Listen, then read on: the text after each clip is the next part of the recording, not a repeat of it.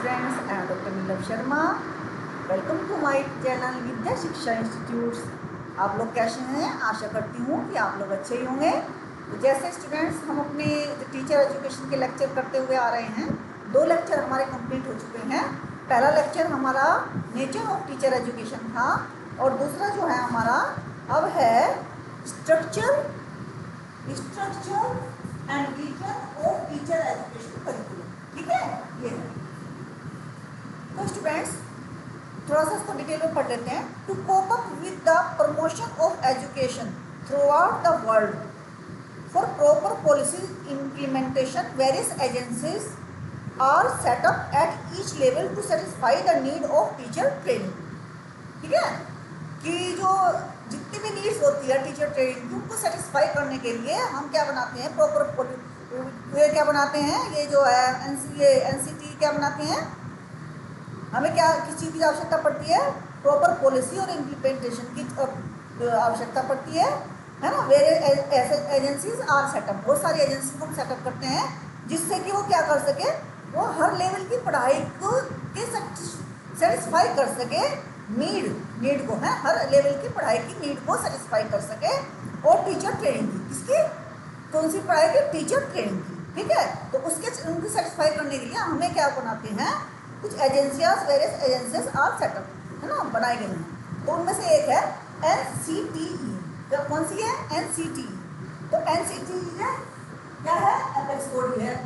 Advisory body बनाया गया 1973 में और स्टैट्यूटरी बॉडी स्टेटस दिया गया 1995 में. तो stand national council for teacher education is the apex body. Apex body is the highest decision making authority with an organization governing body or a specific sectors. It refers the most important or top level group or entity within an organization or structure responsible for making major decisions and providing overall leadership. ठीक है, of teacher education in India is committed to the suitable measure to make quality teacher education. Okay. अब जो है इसका जो है NCT was continued as an advisory body, मैंने लिख दिया in 1973 and statutory body status in 1995. दोबारा से मैंने बता दिया आपको. अब NCT का कार्य क्या है? NCT का कार्य है मॉनिटरिंग करना, है ना, जो कार्य हो रहा है उसको मॉनिटर करना और जो काम रेगुलेट करना, आगे बढ़ाना. और forms, norms and standards for teacher education institute in India, है ना. टीचर एजुकेशन इंस्टीट्यूट जितने भी इंडिया में है उन सबके फॉर्म्स करना, क्या फॉर्म करना, norms and standard. NCT is headed by the chairperson followed by vice chairperson, member secretary, 3 deputy secretary and regional directors, है ना. तो पहले क्या होगा? पहले तो होगा चेयरपर्सन. ठीक है,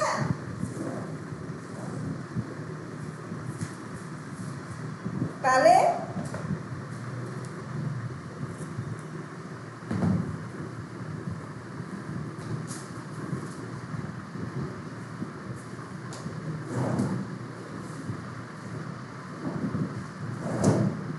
हम बनाएंगे, आपको बना के दिखाते हैं इसको. ठीक है, ये तो हो गया. आप इसके बाद हम बनाते हैं किस तरीके से कार्य करते हैं, है ना.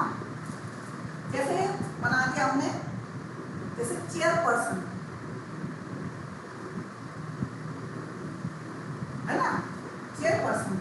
यहाँ आ गया वाइस, यहाँ आ गया वाइस चेयरपर्सन. उसके बाद यहाँ आ गया आपके 3, 1 2 3, 1 2 3. कौन से आ गए? Deputy secretary. ठीक है,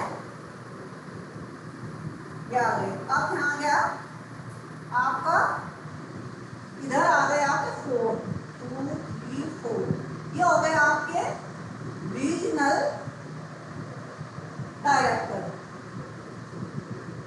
ओरिजिनल डायरेक्टर, है ना।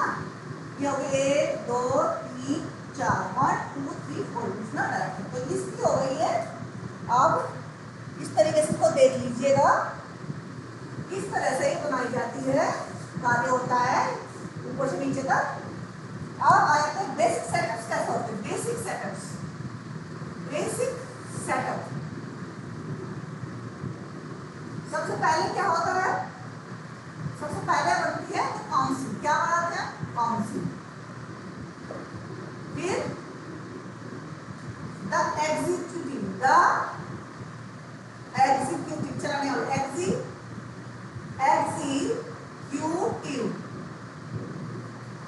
कमेटी, कमेटी, ठीक है। फिर हो गया तीसरा रीजनल कमेटी, रीजनल कमेटी, ठीक है। फिर हो गया fourth inspection team, inspection team. फिर हो गई 5 visiting team,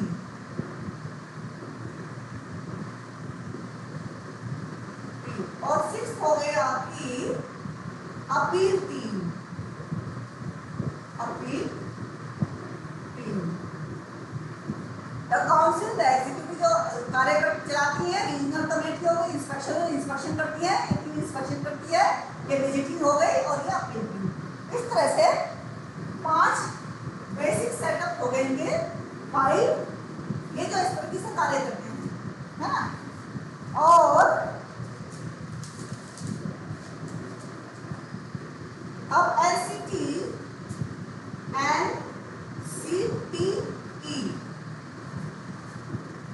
performs its functions through the following committee.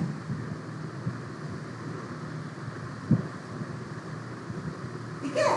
इससे pre primary teacher education committee, secondary and college level teacher education committee, special education teacher education committee, in service teacher education committee. तो 4 तरीके से क्या बनाया जाता है। सबसे पहले कौन सी है हमारी? Pre primary, pre primary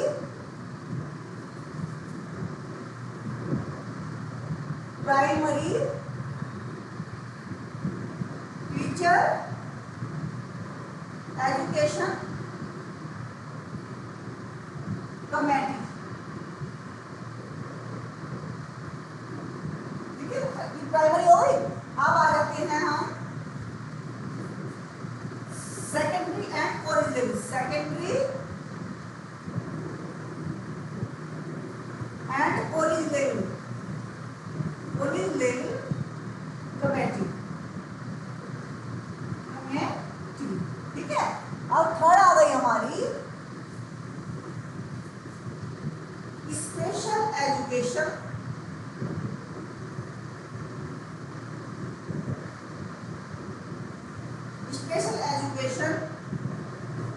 teacher education committee, teacher education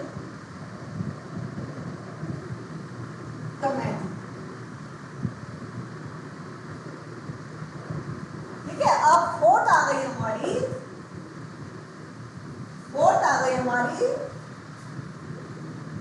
in service teacher education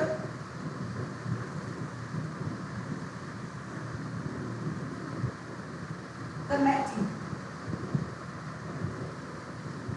ठीक है। ये हो गई आपकी सारी कमेटीज। अब जो है अब आ जाते हैं प्रोग्राम्स,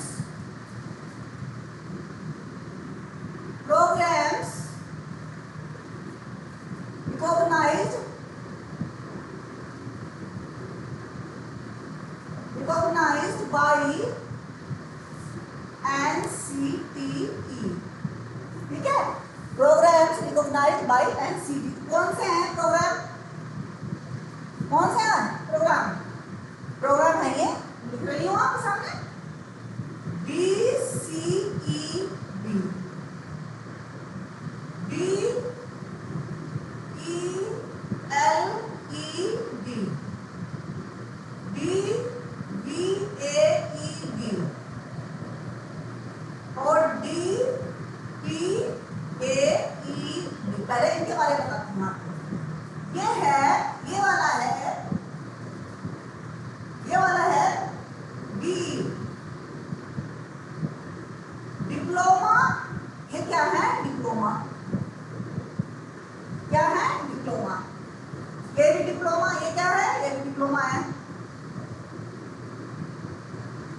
ये क्या है, ये डिप्लोमा है, और ये क्या है, डिप्लोमा। अब डिप्लोमा तो है लेकिन किस चीज का, डिप्लोमा तो है लेकिन किस चीज का, डिप्लोमा इन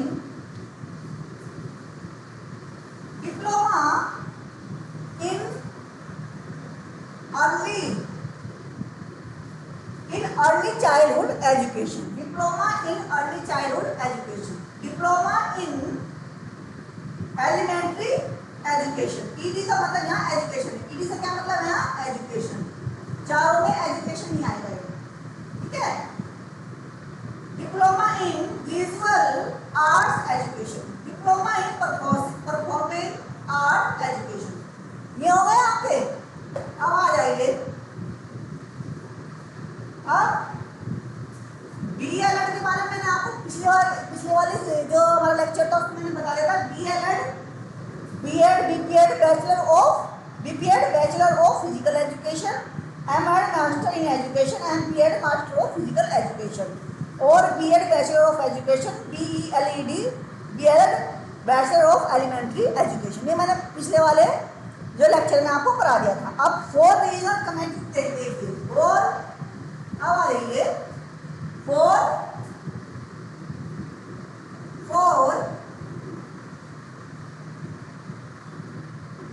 रीजनल कमेटी कहाँ, जयपुर,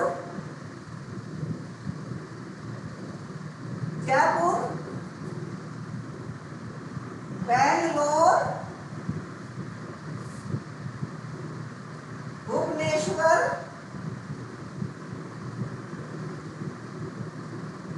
भोपाल, ठीक है, हो गए 4 में, जयपुर, भुवनेश्वर, भोपाल। अब जो है हम आए अकॉर्डिंगली, जैसे जयपुर हो गया हमारा, कहाँ हो गया, नॉर्दर्न जयपुर पहले वाला, बेंगलोर हो गया हमारा साउदर्न, और भुवनेश्वर हो गया हमारा,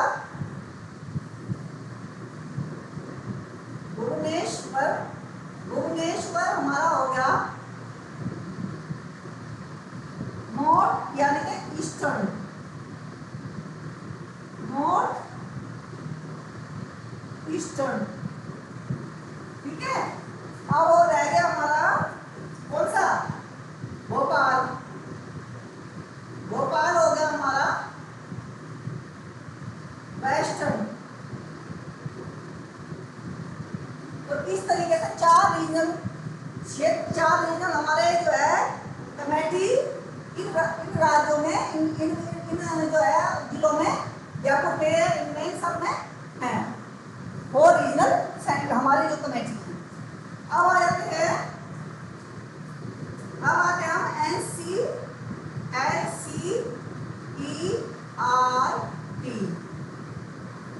ये क्या है, फुल फॉर्म देखते हैं इसकी, नेशनल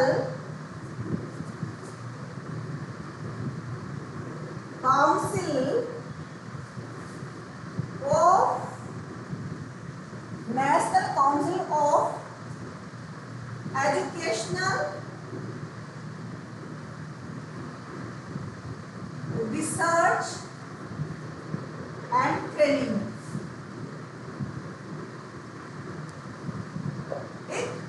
ये हो गया द फुल फॉर्म। अब इसके बारे में थोड़ा सा पढ़ लेते हैं कि भारत सरकार के शिक्षा मंत्रालय के अंतर्गत एक स्वायत्त ऑटोनोमस बॉडी संगठन है। इसकी स्थापना 1961 में सभी स्कूली शिक्षा में गुणवत्तापूर्ण सुधार लाने के उद्देश्य से की गई थी। यह केंद्र व राज्य सरकारों की शैक्षिक नीति और कार्यक्रम में सहायता व सलाह देता है, ठीक है। और जो हेड क्वार्टर है वो दिल्ली में है। एनसीईआरटी के कार्य क्या होते हैं, एनसीईआरटी के कार्य क्या होते हैं। सबसे पहले क्या करते हैं, सबसे पहले क्या करते हैं, सबसे पहले ये करते हैं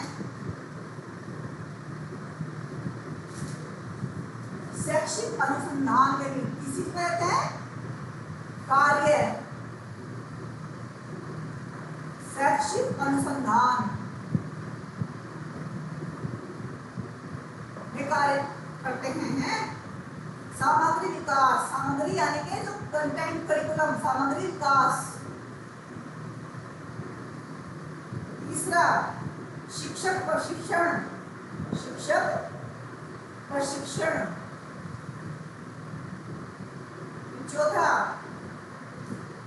नीति निर्माण,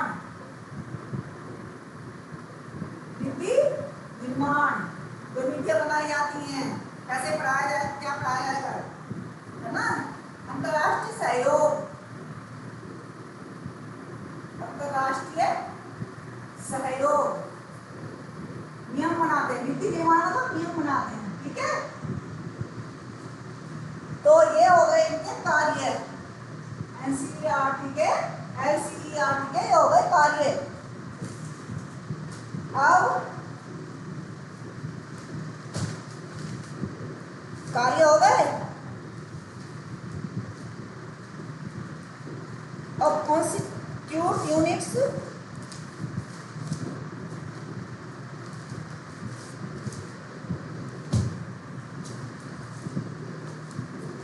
अब कॉन्स्टिट्यूएंट यूनिट ऑफ एनसीईआरटी क्या है, NIE, CIET, ठीक है। और 5 regional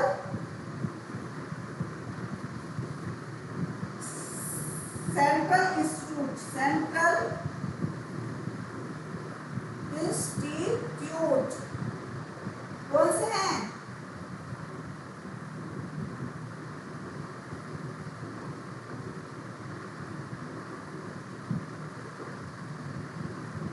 institute of vocational, vocational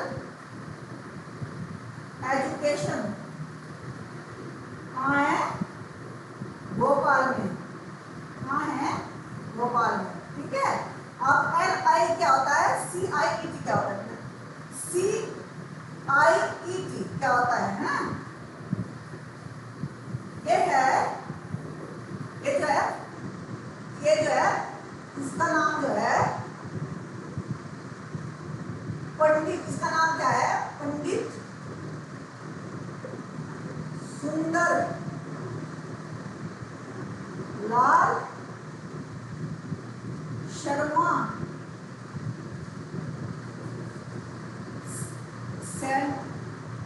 Sharma central institute, central, ये है इनका नाम, ठीक है। इसका नाम है ये PSS का फुल फॉर्म है CIBE, इसका। अब इसका देख लेते हैं, इसका है सेंट्रल इंस्टीट्यूट ऑफ एजुकेशनल, क्या है, central institute of educational technology, ठीक है। NI ये क्या है, नेशनल इंस्टीट्यूट ऑफ एजुकेशन, ये हो गया आपके, है ना, कॉन्स्टिट्यूएंट यूनिट ऑफ NCERT, ये हो गए। अब आ जाते हैं न्यू, देखते हैं, अभी तक NCERT तो हो गए कंप्लीट। आप देखते हैं इसकी दो ऑर्गेनाइजेशन स्ट्रक्चर कैसे होते हैं,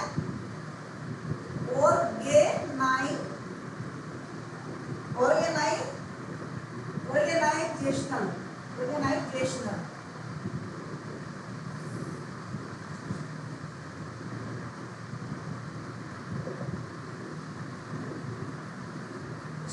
स्ट्रक्चर। पहला है जनरल बॉडी, जनरल बॉडी। दूसरी है एग्जीक्यूटिव बॉडी। तो ये हमारा फिनिश हो गया है एनसीईआरटी यहाँ तक।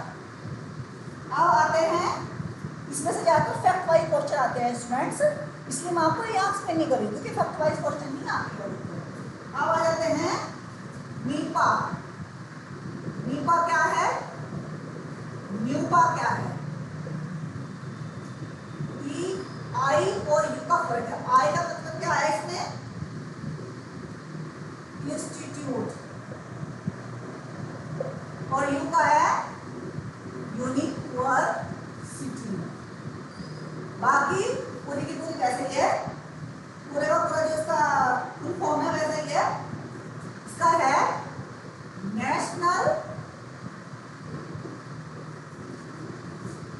Institute, national institute of educational planning. ठीक है, जहां प्लानिंग होती है एजुकेशन में, प्लानिंग एंड एडमिनिस्ट्रेशन,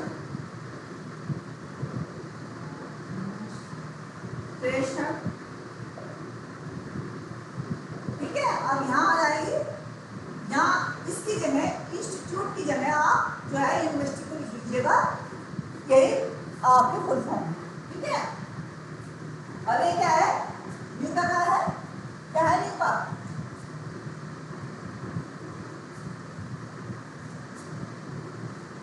न्यूपा,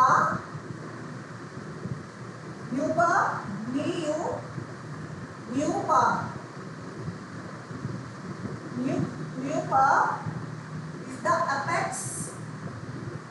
शीर्ष,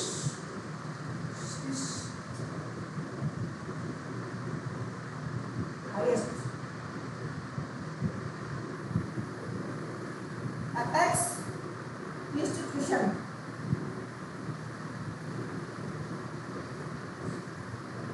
ठीक है, of educational planning and administration। ठीक है, हायर शीर्ष लिखा है किसका, इंस्टीट्यूट है किसका, एजुकेशनल प्लानिंग एंड एडमिनिस्ट्रेशन का, यूपा।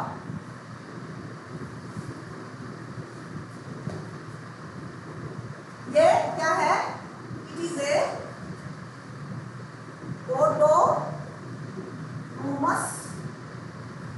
autonomous body. ठीक है,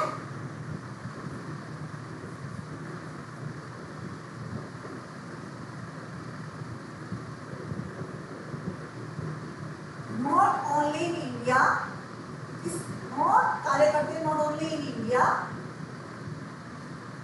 बट आल्सो पूरा south Asia, south Asia, south Asia है। It got its deemed university status by the government of India. Deemed university इसको क्या कहा जाता है, डीम्ड यूनिवर्सिटी,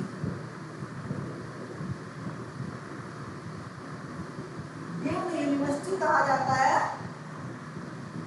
ठीक है, कब 2006 में इसको डीम्ड यूनिवर्सिटी कहा गया है। ठीक है, तो ये हो गए आपके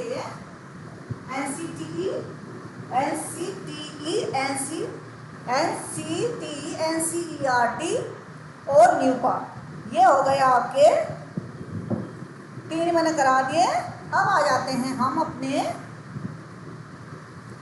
कहाँ जाते हैं, अब आ जाते हैं अपने PYQ 2023 के सेकंड शिफ्ट के क्वेश्चंस पर। आइए,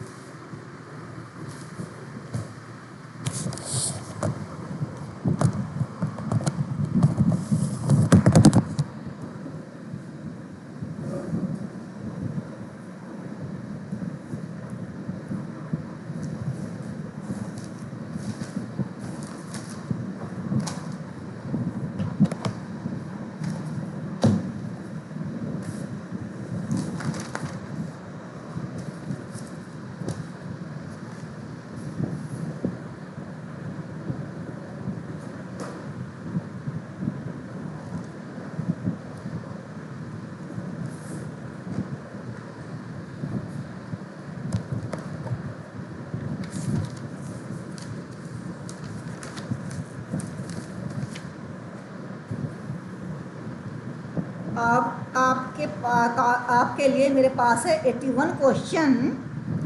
given below are two statements. Statement 1, the concept of quality in education is solely determined by the availability of modern technology and resources. शिक्षा में गुणवत्ता की संकल्पना को एकमात्र आधुनिक प्रौद्योगिकी व संसाधनों की उपलब्धता ही निर्धारित करती है। ठीक है, एक तो ये हो गया। दूसरा ये है quality in education encompasses a broad range of factors including curriculum, teaching methods, assessment and learning environment in addition to technology and resources। यानी कि शिक्षा में गुणवत्ता में प्रौद्योगिकी व संसाधनों सहित कारकों की एक व्यापक श्रृंखला है जिसमें पाठ्यचर्या, शिक्षण विधियाँ, आकलन व अधिगम पर्यावरण शामिल होता है। तो स्टेटमेंट जो है फर्स्ट इज क्या हो गया, पहले मैं ये कह दिया ना कि शिक्षा में गुणवत्ता की संकल्पना को एकमात्र आगे ना सोली, तो ये जो है स्टेटमेंट गलत है, दूसरा स्टेटमेंट सही है। If a teacher through her teaching enables the student to learn, comprehend, समझने, understand the related concepts and perform behavioural action based on learning the teaching level is. तो स्टूडेंट्स बहुत ध्यान से इस क्वेश्चन को अगर पढ़ेंगे तो रिलेटेड कॉन्सेप्ट्स लिखा हुआ है, जहाँ कॉन्सेप्ट्स लिखा हुआ है वहाँ पर जो है जो मैं आंसर अभी बताऊंगी, पहले आप ऑप्शन पढ़िए। मेमोरी लेवल टीचिंग है, अंडरस्टैंडिंग लेवल टीचिंग है, या फिर एप्लीकेशन लेवल टीचिंग है, या फिर रिफ्लेक्टिव लेवल टीचिंग है। तो इसका जो सही आंसर है स्टूडेंट्स वो है स्टूडेंट टीचर्स, वो है रिफ्लेक्टिव लेवल टीचर। ठीक है, रिफ्लेक्टिव लेवल टीचिंग। फिर next question 83, arrange the following in chronological order. निम्नलिखित का कालानुक्रम में व्यवस्थित कीजिए, है ना, निम्नलिखित को कालानुक्रम में व्यवस्थित कीजिए। जैसे पोस्ट मॉडर्निज्म है, ट्रांसेंडेंटलिज्म है, एम्पायरिसिज्म है, एनालिटिकल फिलोसफी है, रेशनलिज्म है। तो सबसे पहले क्या आएगा, हमारा आएगा रेशनलिज्म, तर्क बुद्धिवाद। तर्क, क्योंकि इंसान ने जब पैदा हुआ, इंसान जीवन की जब शुरुआत हुई थी तो इंसान ने तर्क करना सीखा था, तो सबसे पहले क्या आएगा रैशनलिज्म, तर्क बुद्धिवाद, है ना। फिर आएगा सी एम्पायरिसिज्म, अनुभववाद, फिर अनुभव करने लगा, है ना। फिर है बी ट्रांसेंडेंटलिज्म, अनुभवातीतवाद, है ना। ये क्या क्या है इनका मैं आपको विस्तार से बताऊंगी, अभी घबराइए मत। और डी है एनालिटिकल फिलोसफी, और ए है सबसे लास्ट में पोस्ट मॉडर्निज्म, उत्तर आधुनिकतावाद, उत्तर आधुनिकतावाद। तो तर्क बुद्धि में क्या है कि बुद्धि ही ज्ञान का वास्तविक मार्ग है। इसका क्या कहना है कि जो बुद्धि है हम बुद्धि से ही ज्ञान प्राप्त कर सकते हैं और किसी के रिसोर्स से नहीं, बल्कि बुद्धि से ही कर सकते हैं। ठीक है। अनुभववाद क्या कहते हैं, उनका तर्क है कि मन सामग्री को वैसे ही ग्रहण करता है जैसे हम इंद्रियों के माध्यम से अनुभव करते हैं, कि जैसे हमारी इंद्रियां देखती हैं उसी के अकॉर्डिंग हम अनुभव प्राप्त करते हैं और अनुभव के द्वारा हम ज्ञान प्राप्त करते हैं। अब अनुभवतीतवाद में क्या कहते हैं, इसके अनुभव के, ये कहते हैं कि इसके अंतर्गत अनुभवतीत को अनुभव के दायरे में ही लाया जाता है ना। यह है अनुभव अतीत, अनुभव के जो हमने अनुभव कर लिया बहुत पहले, पास्ट अतीत में है ना, पास्ट में कर लिया, उसी को ही अनुभव में लाना, उसी ज्ञान को फिर अनुभव में लाना। विश्लेषणात्मक दर्शन ये क्या है, यह है विश्लेषण दर्शन, विश्लेषण का उपयोग करने वाले दर्शन की जो पश्चिमी दुनिया का विशेष रूप से एंग्लोस्फीयर में लोकप्रिय है। एंग्लोस्फीयर क्या है, एंग्लोस्फीयर में लोकप्रिय है जो यूनाइटेड किंगडम, संयुक्त राज्य अमेरिका, कनाडा, ऑस्ट्रेलिया, न्यूजीलैंड और स्कैंडिनेविया में समकालीन युग में 20 शताब्दी में आसपास शुरू हुई। अब ये दोनों शब्द हमारे पास बड़े मुश्किल से आ गए हैं, तो इन दोनों का यहाँ देख लेते क्या है। एंग्लोस्फीयर के क्या मतलब है, ये है is a group of English speaking nations primary किसका, यूके, यूएस, कनाडा, ऑस्ट्रेलिया और स्कैंडिनेविया क्या है कंट्री, ये क्या है। The term Scandinavia refers to the 3 countries of Denmark, Norway, Sweden. These nations share strong culture, linguistic and historical। ये अपनी ये जो दो आपके नाम विचित्र से दिखाई दिए आपको, इन दोनों का ये अर्थ है। जो पहला था एंग्लोस्फीयर, है ना, जो जिनकी भाषाएं मिलती होती हैं, इनकी कल्चर मिलती होती है, उनमें विश्लेषणात्मक दर्शन, ठीक है, वहाँ की शाखा है ये। और स्कैंडिनेविया, जहाँ जो है नॉर्वे, कौन सा, एक तो नॉर्वे हो गया, स्वीडन हो गया, और जो है डेनमार्क, इन तीनों की जो लैंग्वेज और जो आपसी कल्चर, हिस्ट्री और आपसी कल्चर जो मिलता जुलता था, उनको ये कहा गया, ये उनका विश्लेषणात्मक दर्शन जो है इन दोनों ही मतलब पश्चिमी दुनिया से लिया गया है, पश्चिमी दुनिया का है ना। उत्तर आधुनिकतावाद, अब ये क्या है, उत्तर आधुनिकतावाद में साहित्य, संस्कृति, दर्शन, समाज, मनोविज्ञान इत्यादि को तर्कवादी, ये सब इशारों को, इसमें क्या है, उत्तर आधुनिकतावाद में क्या है कि साहित्य पढ़ते हैं, संस्कृति पढ़ते हैं, दर्शन पढ़ते हैं, सामाजिक विज्ञान पढ़ते हैं, मनोविज्ञान भी पढ़ते हैं। तो इनको तर्क के द्वारा हम क्या करते हैं, विखंडन करके इनको हम पढ़ते हैं। तो अब नेक्स्ट क्वेश्चन है 84। Given below are two statement, one is labelled as assertion and the other is labelled as reason. नीचे दो कथन दिए गए हैं, एक अभिकथन के रूप में लिखित है, दूसरा उसके कारण के रूप में। तो counselling is a face to face relationship between the guidance worker and the person who seeks a special kind of guidance. तो परामर्श निर्देशक कर्मियों और विशेष प्रकार के निर्देशन के इच्छुक व्यक्ति के बीच आमने सामने का संबंध होता है ना।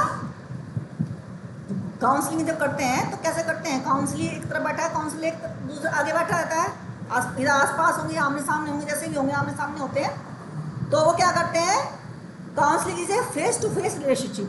तो यहाँ से क्वेश्चन जो है आपका बनता हुआ नजर आ रहा है कि ये फर्स्ट जो है, फर्स्ट और second, A is not correct, है ना, but R is correct, in R is correct, ये तो असत्य है ना, इनकरेक्ट है।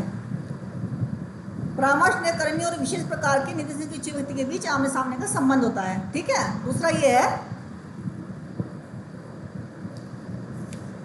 बोथ ए और आर, नहीं, बोथ ए और आर, बोथ ए और आर, मैं तो कह रही हूँ कैसे गड़बड़ हो रही है इसमें, ए और R correct, R is the correct explanation of R, दोनों ही, क्योंकि आमने सामने का तो होता ही है, काउंसलिंग का आमने सामने का होता है। और काउंसलिंग परामर्श एक अतरंग अंतर व्यक्तिक संबंध होता है जिसमें एक व्यक्ति अपने विशेष प्रशिक्षण व कौशल के कारण सहायक के रूप में मान्य होता है, ठीक है, जबकि दूसरे व्यक्ति को समस्याग्रस्त व्यक्ति अथवा समूह के रूप में जाना जाता है, जो पहले व्यक्ति से लाभान्वित हो सकता है। यानी कि लाभ कौन उठाएगा, जो काउंसलर होगा वही तो काउंसलिंग को लाभ देगा, वो तो समस्या सामने रखेगा। तो ये हो गया ना, तो दोनों ही स्टेटमेंट सही है। 85 stratified random sampling, purposive sampling, a representative sampling, difference between the estimate parameter and statistics. अब इनके जो है मैं आपके सामने जो गलत तो नहीं पढ़ूंगी, इनका सही पढ़ देती हूँ, बहुत लंबा क्वेश्चन हो जाता है फिर।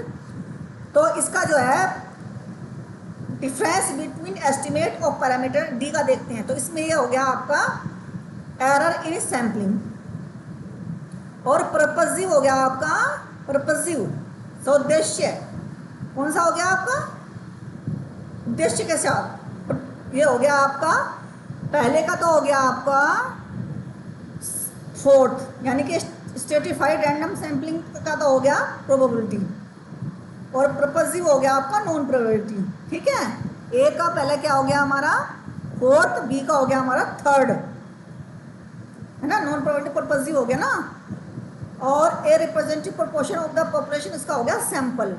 तो इसका जो आंसर हो गया स्थितिगत यदृच्छिक प्रतिचयन, तो हो गया प्रायिकता प्रतिचयन, और स्वदेशी प्रतिचयन हो गया गैर प्रायिकता प्रतिचयन, और जनसंख्या का एक प्रतिनिधिक अनुपात हो गया प्रतिदर्श, प्राचल व सांख्यिकी आकलन में अंतर, प्रतिचयन में त्रुटि। तो ये इसका हो गया सी ऑप्शन इसका सही है स्टूडेंट्स। और आपको पता लग गया होगा, सैम्पलिंग आपने पढ़ी होगी, है ना, मेरे आप वो देखना आप वीडियो, सैम्पलिंग में मैंने शायद पढ़ा दी है, तो उसमें आप देख लेना। और नहीं पढ़ाई है तो कोई बात नहीं, आप बुक में पढ़ के आइए, उसमें देखिए, ये बहुत ही आसान क्वेश्चन है और आराम से इजीली हो जाएगा।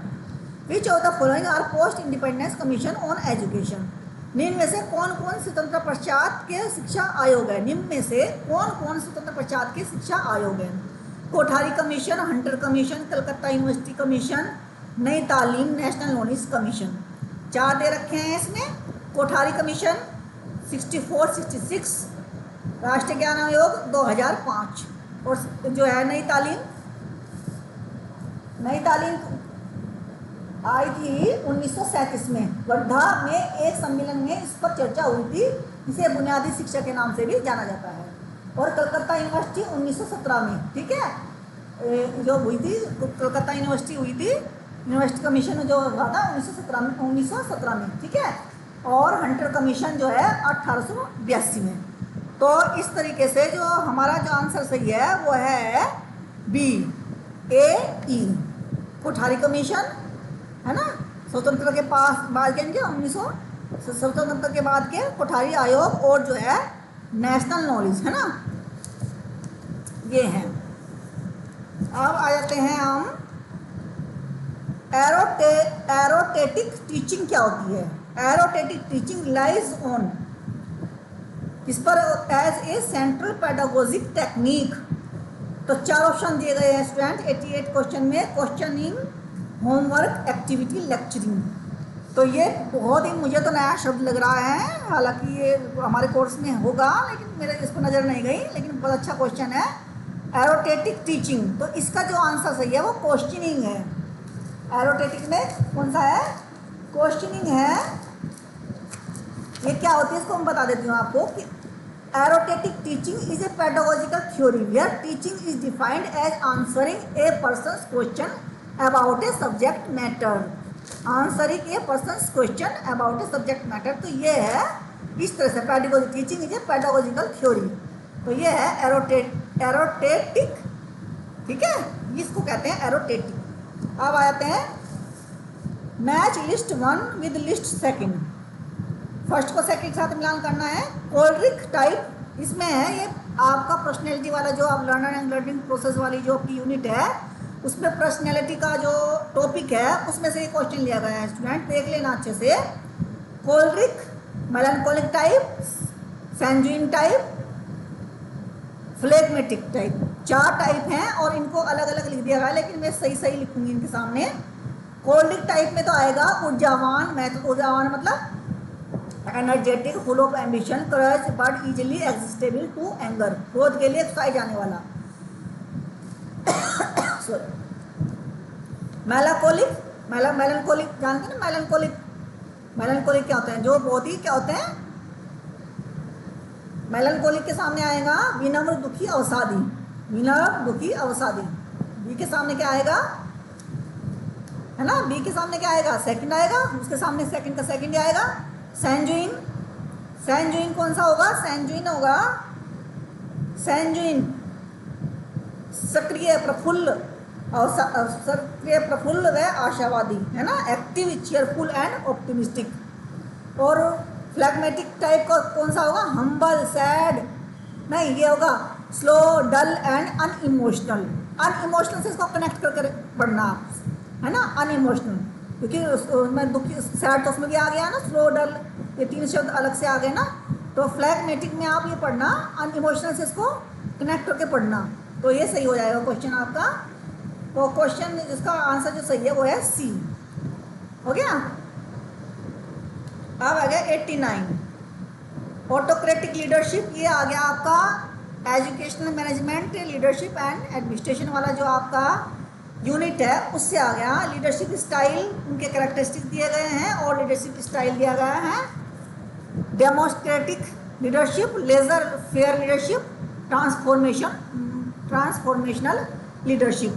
तो जो है ट्रांसफॉर्मेशनल में तो क्या होगा, है ना, जब हम किसी को ट्रांसफॉर्म करना चाहते हैं तो हम उसे कुछ इंस्पायर, कोई व्यक्ति हमें देख करके ट्रांसफॉर्म हो रहा है, मतलब हमसे हम कुछ कर रहे हैं और हमें देख के कोई व्यक्ति ट्रांसफॉर्म होता है, वो भी कोई अच्छा कुछ करने लगता है, तो उसको कैसे होता है, जो इंस्पायर होता है, हमसे मोटिवेट होता है ना, तभी तो होता है। तो ट्रांसफॉर्मेशनल के सामने आ जाएगा हमारा inspires and motivates followers to achieve a shared vision.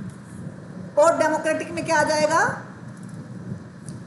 Democratic में क्या आएगा, फोर्थ कौन सा है, encourage participation and input from group members in decision making. इसमें सहभागिता को प्रोत्साहन दिया जाता है और निर्णय लेने में सदस्यों की राय ली जाती है, जैसे डेमोक्रेटिक कंट्री, ऐसी तरह डेमोक्रेटिक लीडरशिप, ठीक है, यहाँ लोगों की, जनता की राय ली जाती है, ठीक है। अब लेजर फेयर कौन सा है, laissez faire, laissez faire leadership है हस्तक्षेप। इसमें क्या करता है, क्यों निर्णय कौन लेगा? इसमें नेतृत्व करने वाला मार्गदर्शन या संरचना प्रदान करता है नेतृत्व करने वाला, जिसमें फलस्वरूप अधीनस्थ व्यक्ति अधिकतर निर्णय लेते हैं। तो सी का कौन सा हो गया? सी का हो गया सेकंड, है ना, सी का हो गया सेकंड।